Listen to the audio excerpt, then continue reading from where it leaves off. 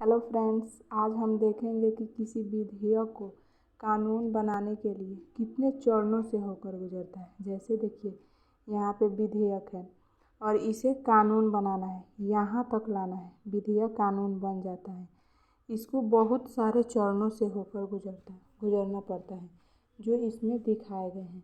सबसे पहले विधेयक, यदि धन विधेयक न हो, यानी धन विधेयक को छोड़कर सभी विधेयक संसद के दोनों सदनों, लोकसभा और राज्यसभा, किसी में पेश किए जा सकते हैं। उसके बाद विधेयक जाते हैं समिति के पास भेजा जाता है और सदन में चर्चा होती है। समिति क्या करती है? रिपोर्ट देती है। रिपोर्ट के बाद सदन इस रिपोर्ट को स्वीकार या अस्वीकार कर सकता है, यानी दोनों सदन इस रिपोर्ट को स्वीकार या अस्वीकार कर सकते हैं। उसके बाद सदन में विधेयक पर विस्तृत चर्चा होती है। जिस सदन में विधेयक पेश हुआ है उसमें विस्तृत चर्चा होती है। चर्चा के बाद विधेयक तो पारित होता है या रद्द कर दिया जाता है। जब विधेयक पारित हो जाता है तो दूसरे सदन में भेजा जाता है। दूसरे सदन में भी विस्तृत चर्चा होती है।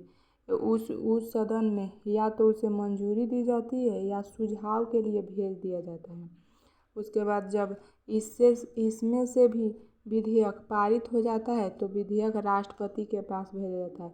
यदि ये सदन को किसी प्रकार की रिपोर्ट नहीं देती है तो संयुक्त बैठक बुलाई जाती है, जिसमें दोनों सदन शामिल होते हैं और इसकी अध्यक्षता राष्ट्रपति करते हैं।